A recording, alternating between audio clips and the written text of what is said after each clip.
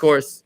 Good morning to you who are live with us in person, live with us virtual, those that are virtual with us later. Welcome to you, Bob.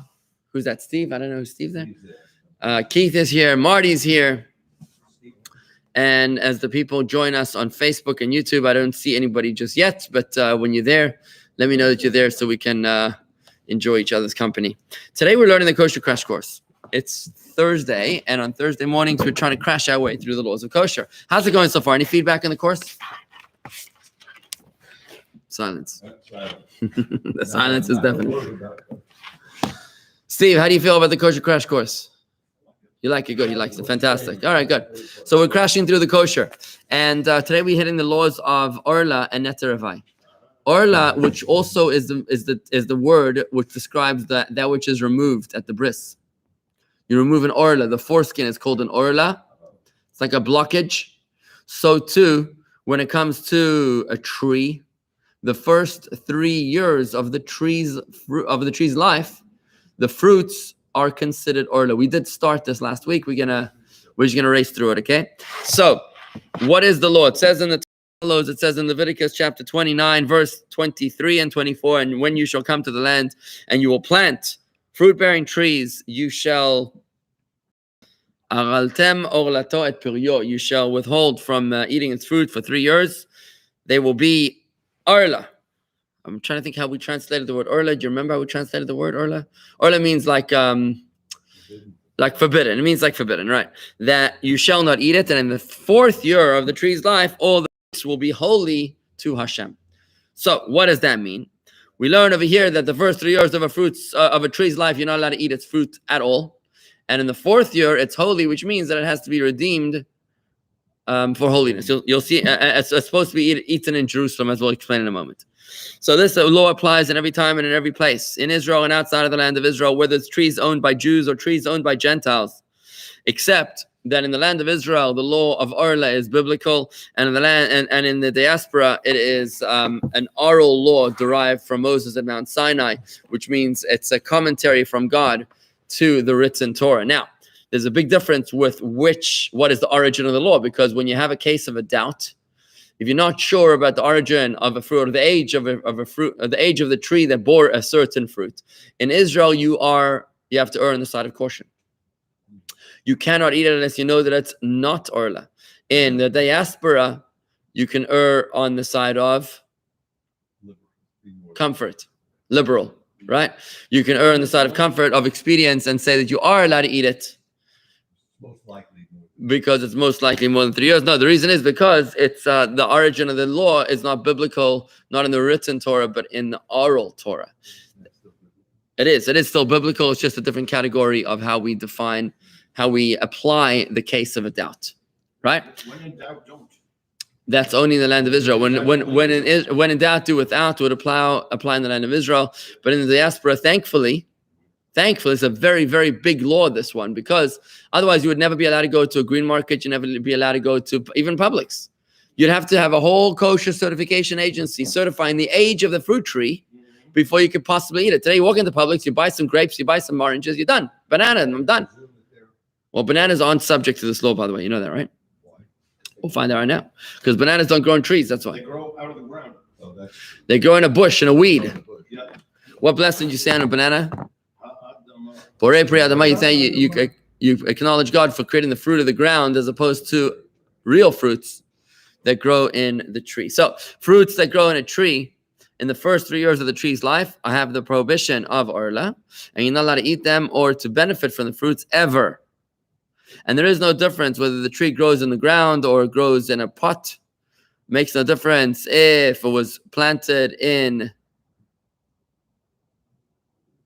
whether you planted a tree or if you planted seeds, or if you planted a tree or you planted seeds, or you planted a branch. I mean, I'm not exactly an agricultural expert, but I imagine that if you put a branch in the ground under certain conditions, it's able to take root sometimes, right?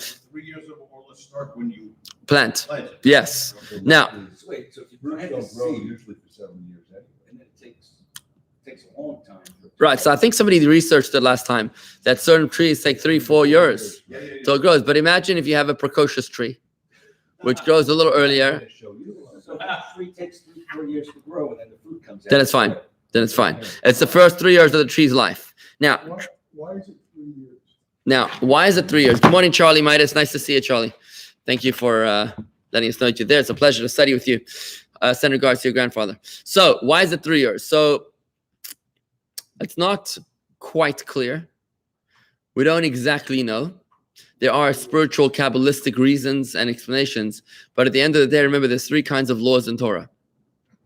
Those that are rational, they're called mishpatim.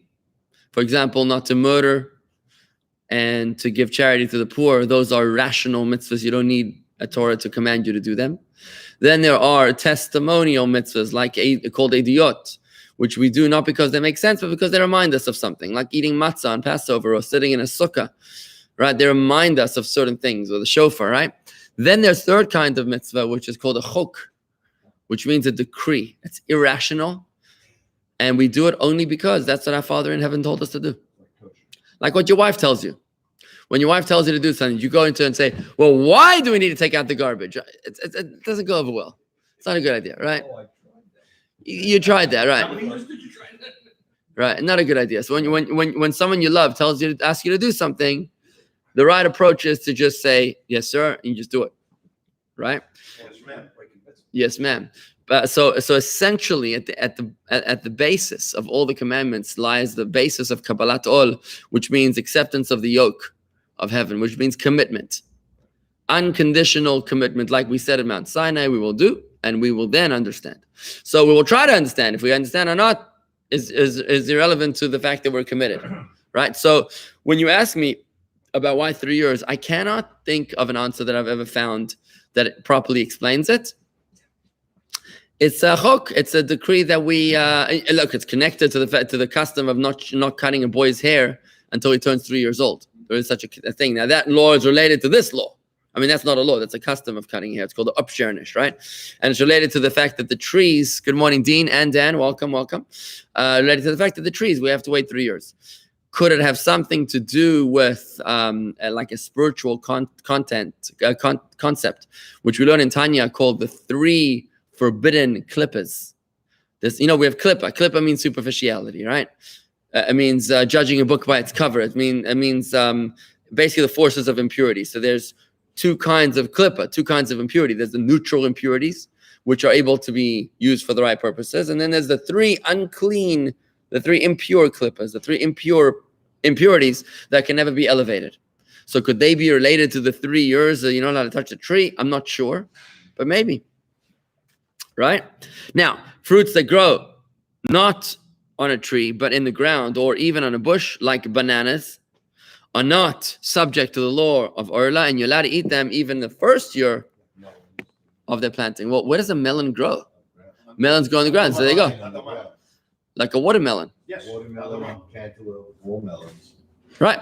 So those would not be subject because they grow on some sort of a weed or vine or something, right?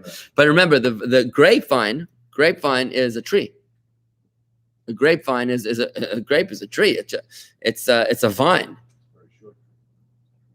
So what? It's a short tree. I have a tree in my office. It's like 10 inches tall. It's a bonsai. Size doesn't matter. Size doesn't matter. That's what you tell us. Right, good, okay. Now, when do you start counting the 3 years for the law of Orla? A person who planted it. Now, if this means, by the way, if you plant a tree in your backyard, and I'm planning on doing this, my favorite fruit is granadilla. You know what granadilla is? Granadilla. You never heard of granadilla? In America, they call it a passion fruit.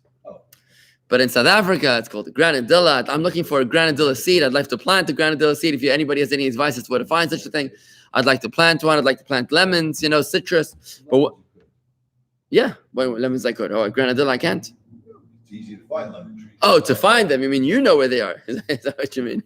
Where are they? Where did you get it? Where do you get seeds? Home Depot. Oh, you get the actual thing? Oh, you buy it.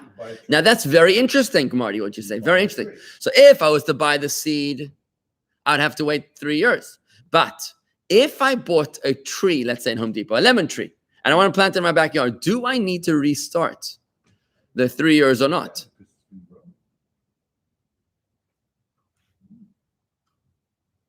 So It's an interesting question. We're looking into it. What? you must get to a level of maturity. So Bob is saying it's got to get to a level of maturity. Okay, fine. Go ahead. But why is 3 years maturity? I know a lot of people that by the age of 3 are not yet mature. The 3 years may not be the relevant. Saying some degree of maturity. Yes. Fantastic. All right, good.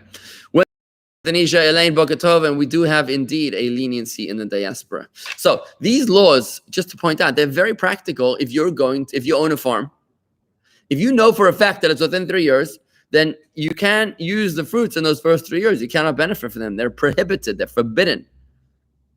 They're like treif. You can't even benefit from them, which means you can't even sell them. Amazon sells passion fruit trees. Passion. So ship me a passion fruit tree. That's what it says for Amazon. Fantastic. Send me the link, please. Please send me the link, Marty. I'd love to do that. I'd love to plant some passion fruit trees. All right, good stuff. Thank you. So, By the way, you should know that the observant kibbutzim, mhm. the year before, they start hoarding things that grow on trees because of the 7 years. You're talking about Shemitah right now. Shemitah. Shemitah is a different law. We're going to get that later. That's right, I'm sorry. Shemitah is the sabbatical year. It's the 7th year in the land of Israel. Forget it. No worries. We're going to get to that in the Kosher Crash Course in a couple weeks. Michael.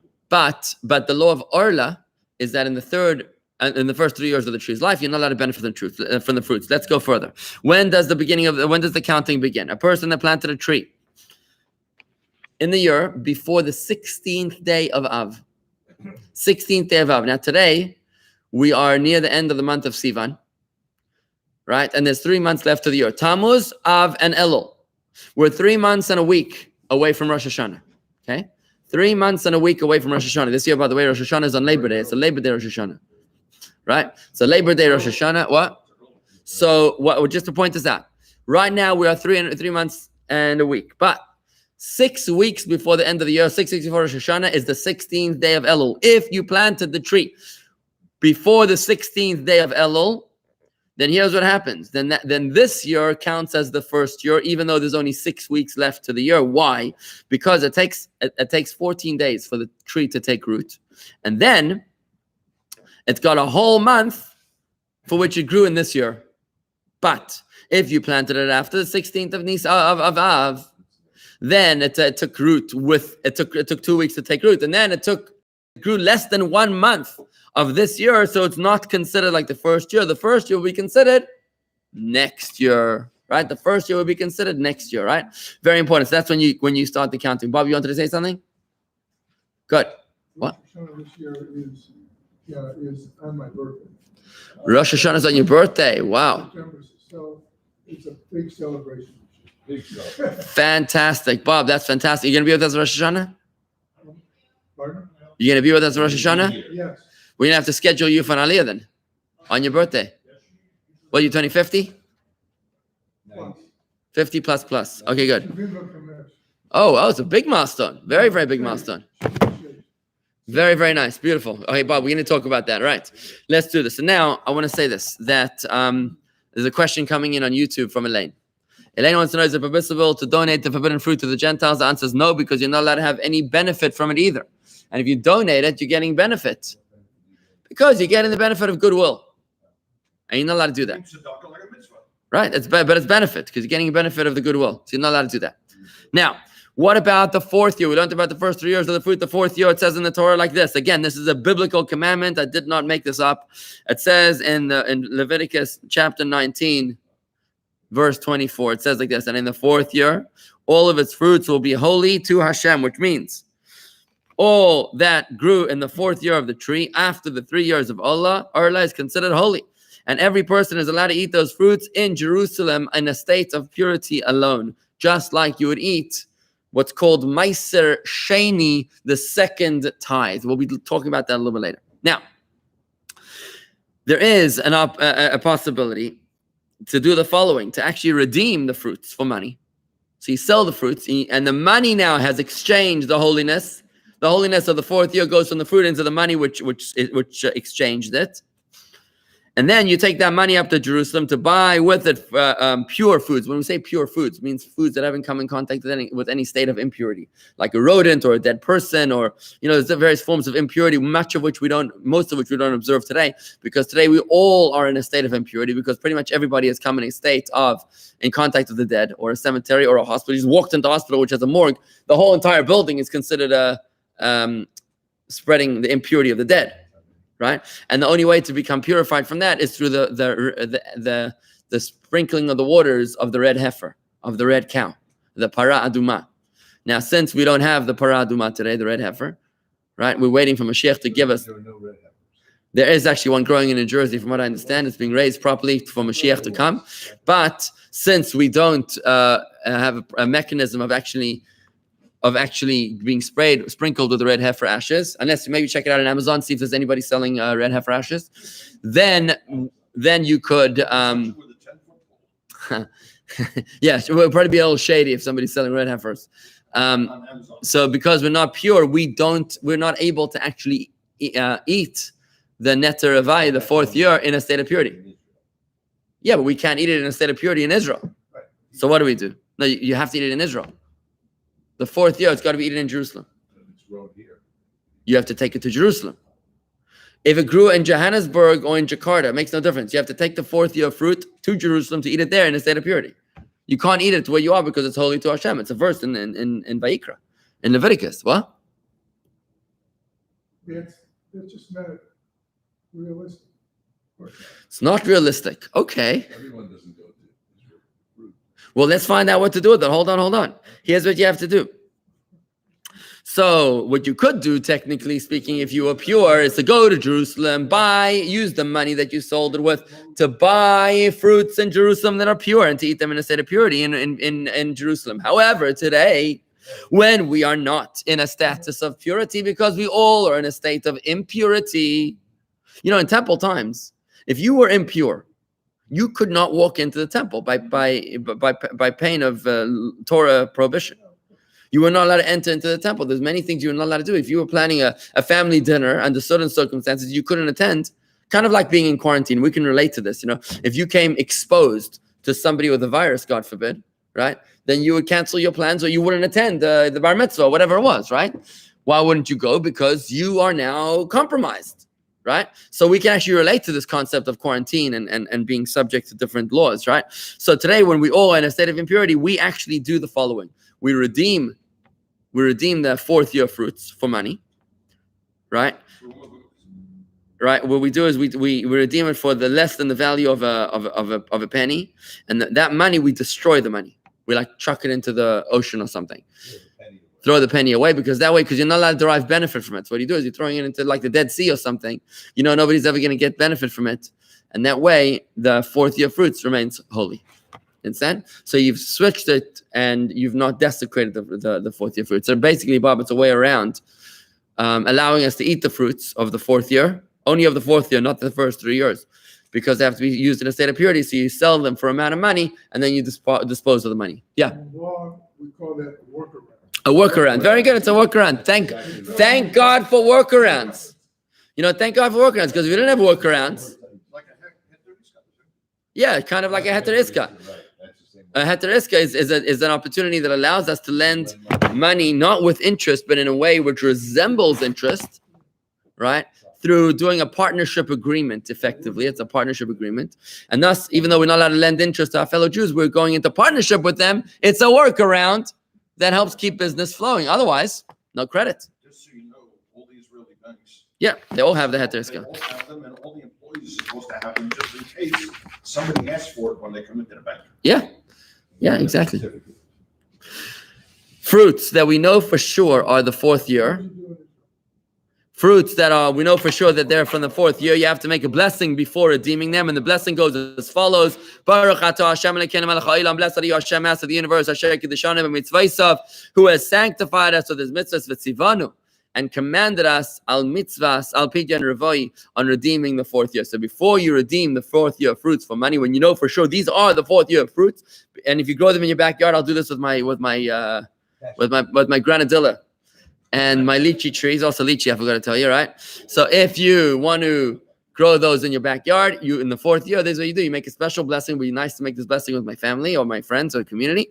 And then you discarded the money. If there's a doubt on the fruits, if they are in the 4th year, then you don't make the blessing. And at the end, you add the following words. You say, if you're not sure, you say, if these words, these fruits are the 4th year, may they be made mundane, right, over this coin, which now transfers their holiness, to be disposed of in a place that nobody can use it for the purposes other than Hashem. Now, what about fruits that you're not sure if they are Orla in the first 3 years? So you're walking to Publix and you don't know. You ask the guy behind the counter, is this banana or is this apple from the first 3 years, or is he in kindergarten or pre-K? Yeah, the guy in Publix would be totally mystified as to what he's going to probably ask his manager, the store manager. They're going to be totally mystified. Nobody's going to know what to do, right? So for fruits that go in the land of Israel, which are sold in the shuk. You know what the shuk is, right? They're sold in the shuk, and you don't know if they are Orla. You're not allowed to eat them in the land of Israel. If you go to the market in Israel, you want to buy an apple, you want to buy an orange, and you don't know for sure that this fruit is not within its first 3 years of the tree, you're not allowed to eat it unless you know for a fact that in the fruits that grow in the land and being sold in the shuk, there's less than 0.5% of fruits that are in the first 3 years. What's going to happen if you know for a fact that the fruits being sold in this market are only 0.5% of them, only half of 1% are within their first 3 years? Why? Because what's going to happen is then it means that the Orla is 1 in 200, right? The Orla would be 1 in 200. Remember we say in kosher that non-kosher is canceled in 1/60th. Non-kosher gets nullified in 60 times that amount of kosher. So when it comes to Orla is canceled 1 in 200. We spoke about chametz on Pesach, for example, which is never ever canceled, right? We spoke about yain nesach, which is a wine that was handled by Gentiles, which is never canceled, right? But when it comes to Orla is canceled 1 in 200. So if you know for a fact that, let's say for argument's sake, that there's 200 not pineapples because that's a bush, right? That there's 200 mangoes. 200 mangoes, right? And you know that only one of those mangoes came from a tree within its first 3 years. How do you know that? Because the farmer tells you, he says, look, I have 200 mango trees. One of them was in the first 3 years. The other 200, the other 199 were older, right? And each one of the trees bore one fruit. For example, for argument's sake, to simplify, right? So you now know for a fact that only one of 200 are not allowable. And obviously, are you allowed to trust the farmer or not? Depends, and obviously it depends on the situation, right? So let's say the supervising agency tells you that, right? So now what happens? Then it's fine, because then it's canceled 1 in 200. There are those that say that you're allowed to buy fruits until 5% amongst those that are sold. I'm not sure exactly for the reason for that. Let's see what the reason for that is.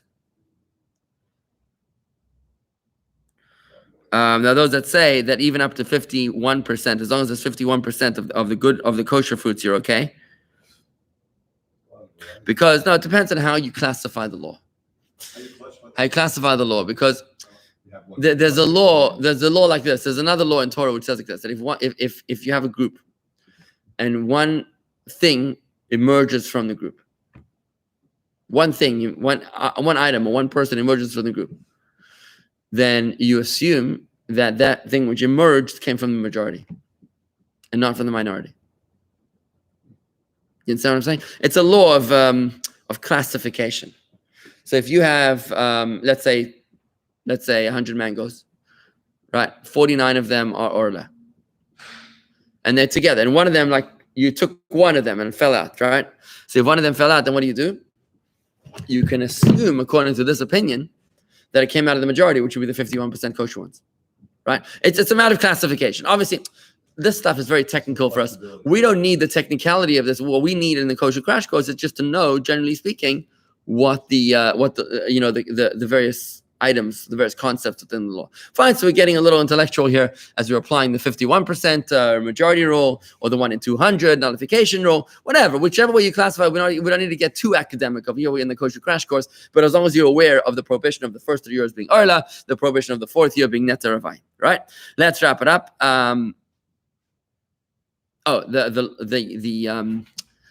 In Israel, the law, the kosher certification agencies will actually publish reports each year about how many fruits this year are within the first 3 years, for example. And you'll know if it's 1%, 0.5%, 5%, whatever. Now, what about the diaspora? The fruits of Orla in the diaspora, we said they're derived not from the written Torah, but from Moses' tradition that he received from God on Mount Sinai, like an oral tradition accompanying the Torah. And therefore, you're not allowed to eat them in the diaspora, whether it's trees that belong to Jews or trees that belong to Gentiles, right? And that applies not only to the first 3 years of Orla, but also to the 4th year of Neta Ravai, the 4th year. And therefore, you need to redeem those fruits with a coin and to say the blessing of the redemption. But you don't say Hashem's name in the diaspora on the redemption. Now, if you don't know for sure, if you have a doubt, you got fruits and you're not sure, you ask the farmer, you're like, is this a tree 3 years old or more? He says, Rabbi, I have no idea. I don't know. So what do? Then the fruits of the 4th year, you're not sure if it's Orla fruits or if it's 4th year fruits or if it's other year fruits, you're allowed to eat them. You err on the side of comfort in the diaspora, and it's not a problem. And with that, we conclude today the laws of the trees. And now we move on to a very, very interesting section of law, which really does not apply at all in the diaspora, but applies only in Israel and is very, very, very important in the land of Israel. It's actually critical in the land of Israel, the laws of Truma and Meiser. The laws of the tithing and the priestly gifts. You cannot just eat fruits. In Israel, it's like the most treif thing. And in the diaspora, it's the most treif thing is bacon, right? Bacon and eggs. But in Israel, the most treif thing is fruits and vegetables. Because the fruits, if they've not been redeemed, if they've not been tithed properly, then they're called tevel, Tevel, which means mixed fruit still. They need to be separated with the gifts to the priests and the gifts to the Levites, the gifts to the poor, and so on. So that does not do with the temple. What's the word again? Tevel, Tevel, Tevel, which means a mixed multitudes of fruits. It's not being categorized, right? And then we'll also be talking about the law of Shemitah, the law of the sabbatical year, which is another very, very important concept. When we went to Israel as a community, 2014, I think it was the Shemitah year, and we had a big problem. Anytime you wanted to buy a falafel, even though it has a kosher certification, you needed to make sure that the fruits themselves were not from Jewish farmers. You had to buy them from the Arab farmers. Because the law of Shemitah, the sabbatical year, does not apply to the Arabs. It applies to only the Jews. The Jews have to leave their fields fallow in the 7th year. And if a Jew violates that law, it's 100% treif. 100% treif. Very, very powerful stuff. And finally, we'll also be learning the laws of koshering the vessels. How to kosher your kitchen, how to kosher your vessels, how to dip your vessels in the mikveh to purify them. And that pretty much is going to sum up our kosher crash course, at least until we hit the laws of meat and milk, which we're going to do in more depth. So that, folks, concludes what we're going to learn today. Thank you for joining me here today. I'm going to wish you a wonderful day. Today's Thursday. Have a great day. I'm not going to be able to give a class tomorrow morning on the video for bringing. So tomorrow morning's class will not be taking place. I have an event that I have to be attending, so I will not be able to be tomorrow morning's class. So I'm going to wish everybody shalom, a wonderful day, and Shabbat shalom in that case. We'll see you, God willing, on Shabbos or next week. Have a great day. So what's